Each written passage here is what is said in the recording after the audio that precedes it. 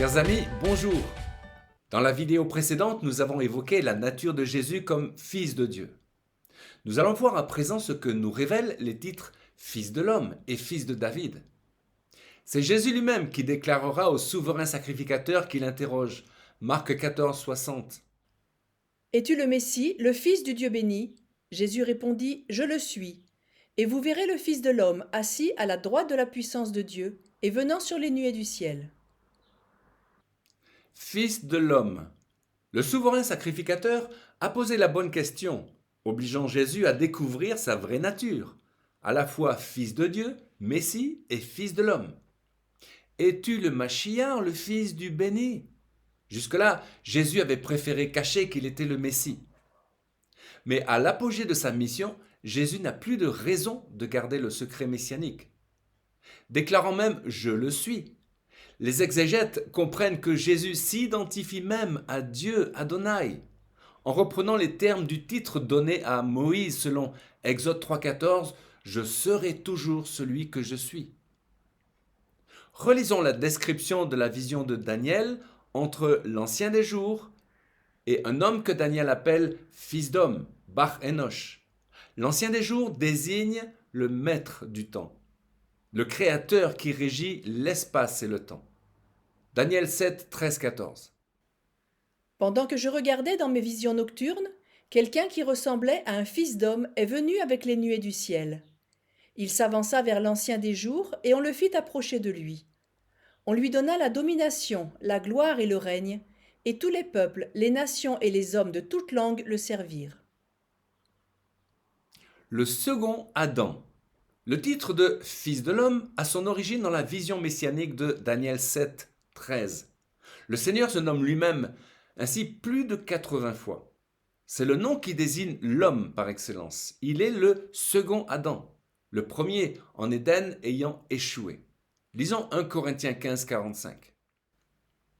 L'Écriture ne déclare-t-elle pas, le premier homme, Adam, devint un être vivant, doué de la vie naturelle? Le dernier Adam est devenu, lui, un être qui, animé par l'Esprit, communique la vie. L'expression Fils de l'homme implique que Jésus était pleinement humain. Dieu a appelé le prophète Ézéchiel fils d'homme 93 fois, tout simplement au sens d'être humain. Un fils d'homme est un homme. Jésus était le fils de Dieu, il était d'essence divine, mais il était aussi le fils de l'homme, d'essence humaine.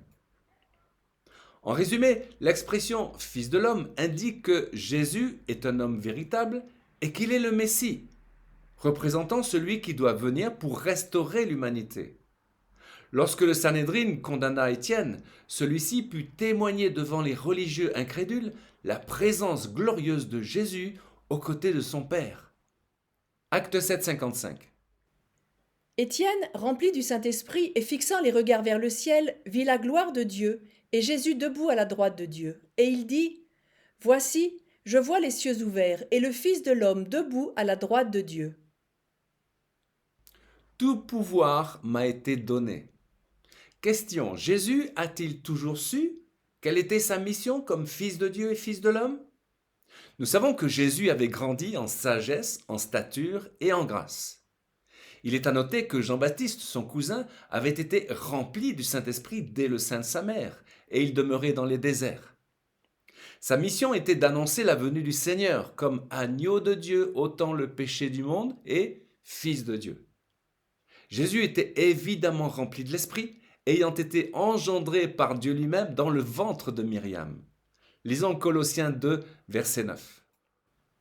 Car en lui habite corporellement toute la plénitude de la divinité.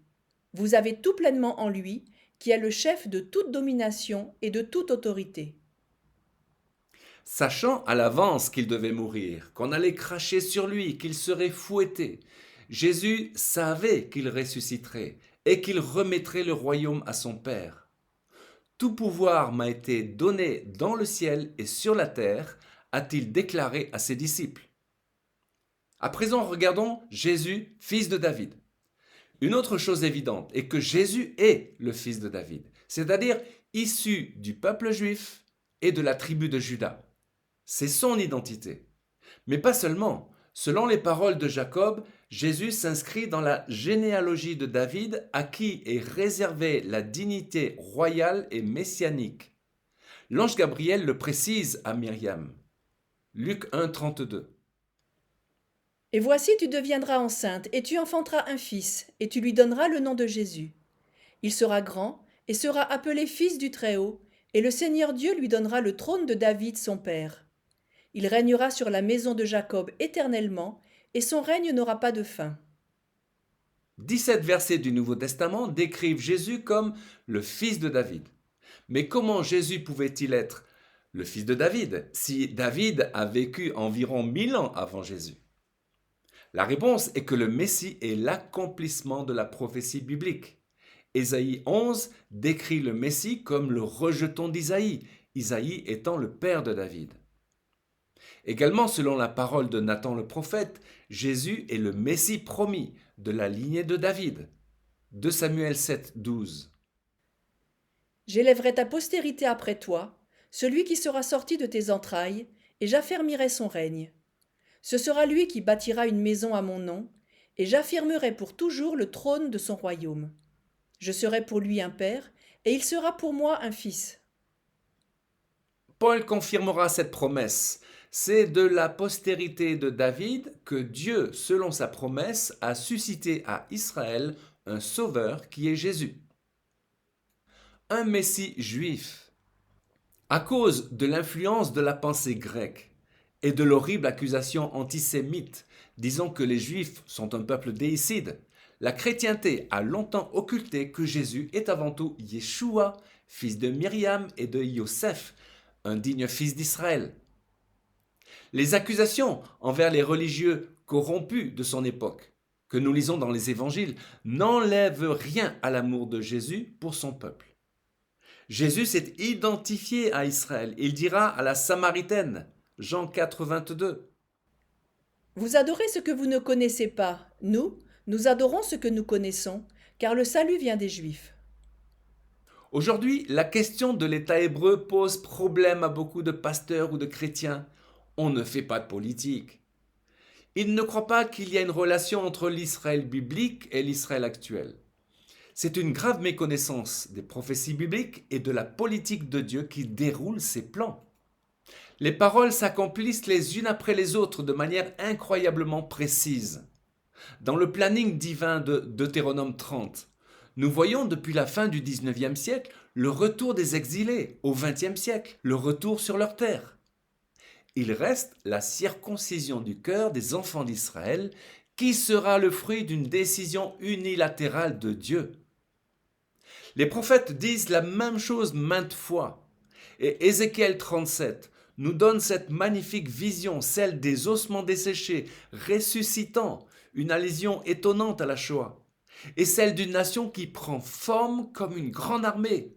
Dieu invite alors le prophète à participer à ce projet glorieux. Lisons Ézéchiel 37, 12. Prophétise donc et dis-leur, ainsi parle le Seigneur l'Éternel. Voici, j'ouvrirai vos sépulcres, je vous ferai sortir de vos sépulcres, ô mon peuple, et je vous ramènerai dans le pays d'Israël. Je mettrai mon esprit en vous, et vous vivrez. Je vous rétablirai dans votre pays, et vous saurez que moi, l'Éternel, j'ai parlé et agi, dit l'Éternel. Les amis, ne croyons-nous pas que nous devons participer comme Ézéchiel au projet divin en faveur d'Israël? Prophétisons, prions, intercédons, proclamons les paroles bibliques afin qu'elles s'accomplissent. C'est le plaisir de Dieu que nous soyons participants de ce projet final. Soyons, les amis, actifs dans la politique de Dieu. Amen. Chers amis, à une prochaine fois pour une nouvelle vidéo en direct de Jérusalem.